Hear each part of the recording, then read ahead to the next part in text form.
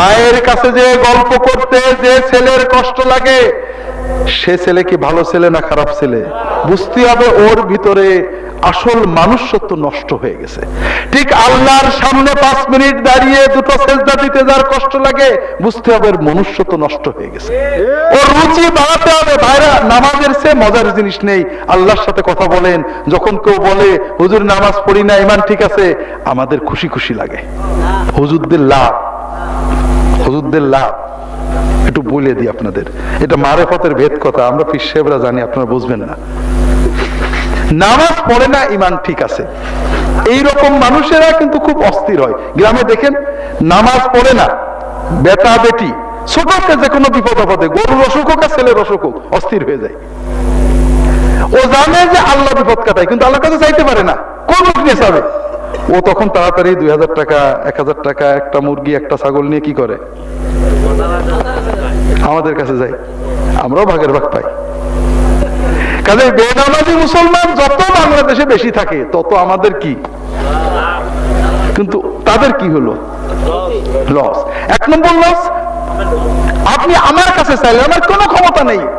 আল্লাহ কোরআনে বলছেন আস্তাঈনু বিস-সাবরি ওয়াস-সালাহ, তুমি 2 রাকাত নামাজ পড়ো, আল্লাহর কাছে চাও, আল্লাহ তোমার সব বিপদ কাটিয়ে দেবে। আল্লাহ রাসূল সাল্লাল্লাহু আলাইহি ওয়াসাল্লাম বলছেন নামাজের সেজদায় দোয়া করবে, আল্লাহ তোমার সব দোয়া কবুল করে নেবে। কাজেই যদি নামাজ পড়ে একটু আল্লাহর কাছে চাইতাম, আল্লাহ সব কাটিয়ে দিত। এর চেয়ে বড় চাওয়া নেই। হ্যাঁ, আপনার শুনবেন সলিমদ্দি কলিমদ্দি অমুক অমুক দরগায় মানত করলে সেরে যায়। কে বলেছে? কোরআনে আছে নাকি? নবীজি বলেছেন? লোকে বলে, ও হিন্দুরাও তো বলে যে অমুক জায়গায় মানত করলে সারে, তো আপনি হিন্দু হবেন নাকি? আর আল্লাহর কোরআনে আল্লাহ বলছে, আল্লাহ নবী বলছেন আল্লাহর কাছে নামাজ পড়ে চাও, আল্লাহ তোমার সব কাটিয়ে দেবে।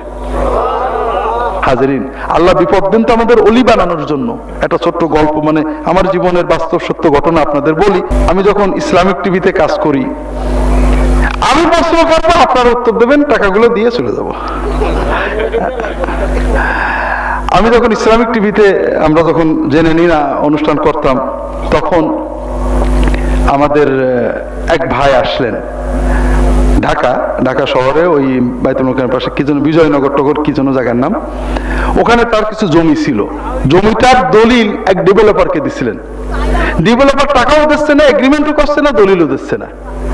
উনি খুব ভয়, কোটি কোটি টাকার সম্পত্তি বেদখল হয়ে যাবে। আর তো জানে এইসব ডেভেলপার কোম্পানিদের হাতে সন্ত্রাসী থাকে। আসছে যে হুজুর, অনেকেই বলেছে অমুক হুজুরের কাছে গেলে জেন দিয়ে করে দেবে, অমুক হুজুরের কাছে গেলে তদবির দিয়ে করে দেবে, কিন্তু আপনারা ইসলামিক টিভিতে বলেন এগুলো শিরক। তো হুজুর সুন্নত মোতাবেক কোনো একটা আমল বলেন যে না আমার দলিলটা ফিরে পাই। তাই বললাম যে ভাই আমার তো কোনো খাস আমল জানা নেই, তবে হাদিসে মানুষের ক্ষতি থেকে বাঁচার জন্য, জুলুম থেকে বাঁচার জন্য সুন্নত কিছু দোয়া আছে। তাকে 3টে সেটের দোয়া টিক দিয়ে দিলাম। মাস কাটেক পরে লোকটা চলে আসছে, এসে বলছে হুজুর একটা সুসংবাদ আছে। তো কি? তো ওই লোকটা বলা নেই কোয়া নেই, আমি কোন সময় যাইনি তার কাছে, হঠাৎ একদিন দরজায় বেল দিয়ে দলিলটা আমার হাতে দিয়ে চলে গেল। আমি বললাম যে তো ভাই ভালো কথা। বললেন না স্যার, একটু মনটা খারাপ। তো কেন? বলে স্যার আপনার কাছে এই দোয়াগুলো শিখে যাওয়ার পরে আমি তাহাজ্জুদ পড়তাম। আমি ওখানে বলছিলাম যে তাহাজ্জুদে সেজদায় দোয়াটা করবেন। তাহাজ্জুদ পড়তাম, সেজদায় কাঁদতাম, জমির জন্যই কাঁদতাম, কিন্তু তারপর আল্লাহর কাছে তো কাঁদতাম, খুব ভালো লাগতো। এখন মনে হচ্ছে আরো 2 বছর খানেক পরেও দলিলটা দিত, তাহলে আমার আরো ভালো লাগতো। ভাইরা, আল্লাহর কাছে আমার কাছে কাঁদবেন পা জড়ায় ধরে, কোনো শান্তি নেই। আল্লাহর কাছে কেঁদে দেখেন না, হৃদয় ভরে যাবে, আপনি আপনার বিপদও কেটে যাবে, আপনি আল্লাহর ওলি হয়ে যাবেন। তো যেটা বলছিলাম ভাইরা, যুবকদের বলছি নামাজটা ধরে রাখো, অশ্লীলতা পরিত্যাগ করো, যত কষ্টই হোক। বয়স যখন, জীবন যখন, যৌবন যখন শেষ হয়ে জীবন আসবে, যদি কোনো বিপদে পড়ো, ইনশাআল্লাহ বিপদ হবে না। তখন আল্লাহ যদি হয়ে থাকে, আল্লাহর কাছে বলবে যে আল্লাহ যৌবনে অনেক পাপের সুযোগ ছিল, তোমার ভয়ে পাপটা করিনি, আল্লাহ সেই উসিলায় আমার বিপদ কাটিয়ে দাও। ইনশাআল্লাহ আল্লাহ তোমাদের বিপদ কাটিয়ে দেবে।